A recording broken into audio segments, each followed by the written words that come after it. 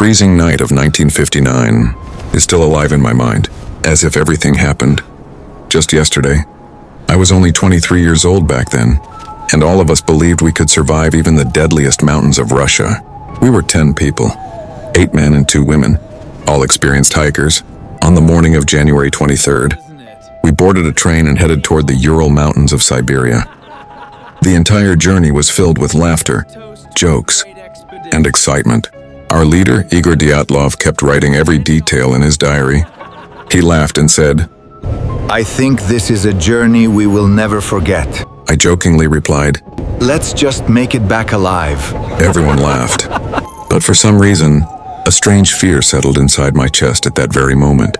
After several days of traveling, we finally reached a small snowy village.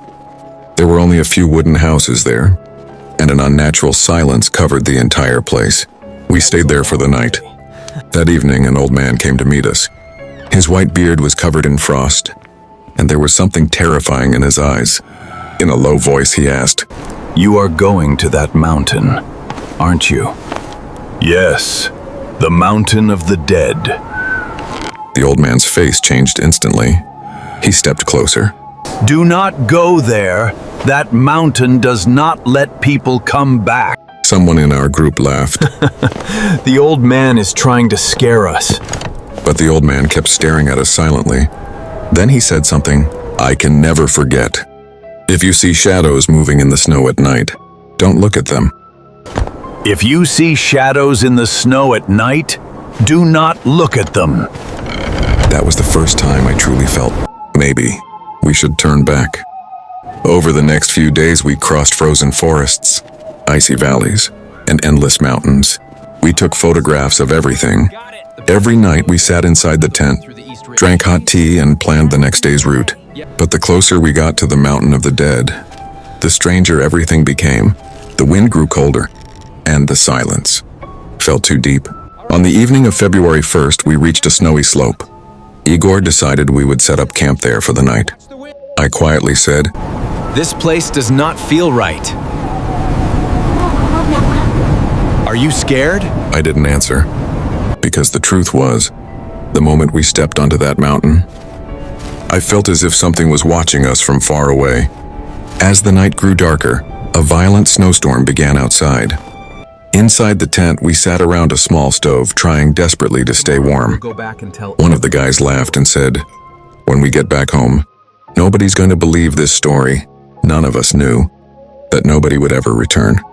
Before going to sleep, we took a few final photographs with the camera. Everyone was smiling. But later, when investigators developed the film, the last picture terrified them. The image was blurry, yet in the snowy darkness, a tall black shadow could clearly be seen standing near the tent. It looked like something was watching us. Around 2 a.m., I suddenly woke up because of a strange sound. It wasn't the wind. It sounded like something heavy, slowly moving across the snow, footsteps crunching in snow. I shook Igor awake. "Listen, there's someone outside." He sat up quietly and listened. Then suddenly, we saw movement outside the tent. One shadow, then another. My heart started pounding violently. Zena whispered nervously, "Who's out there?" But outside, there was only silence. Then suddenly, the tent with enormous force. The entire tent shook violently. Igor instantly shouted, "Everybody out now!" Through the entrance, someone screamed in panic. "No time!" Igor pulled out a knife and started slashing the tent open from the inside. We crawled out in complete panic. Nobody wore boots. Some people didn't even grab their coats. Outside, there was nothing but darkness, freezing wind, and those shadows. I looked toward the mountain, and my breath stopped.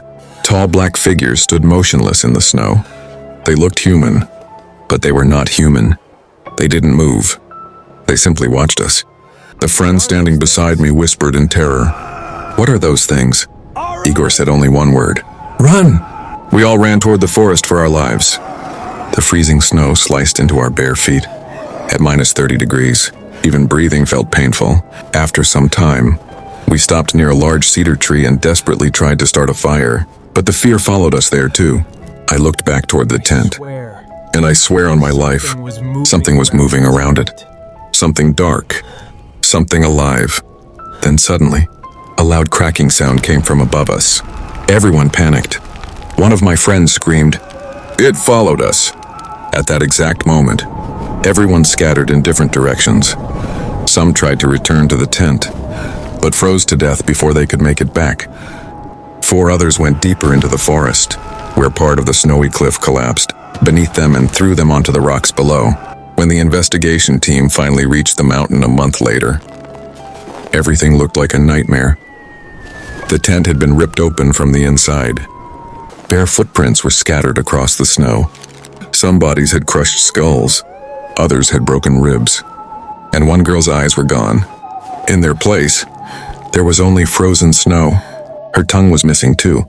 But the most terrifying discovery of all was that some of the clothes contained radioactive particles. When investigators developed our camera film, they became completely silent after seeing the final photograph, because in that last image, the black shadow had moved even closer to the tent. The government declared it a natural accident. But if it was only an accident, then why did we slash open the tent and run barefoot into a deadly snowstorm?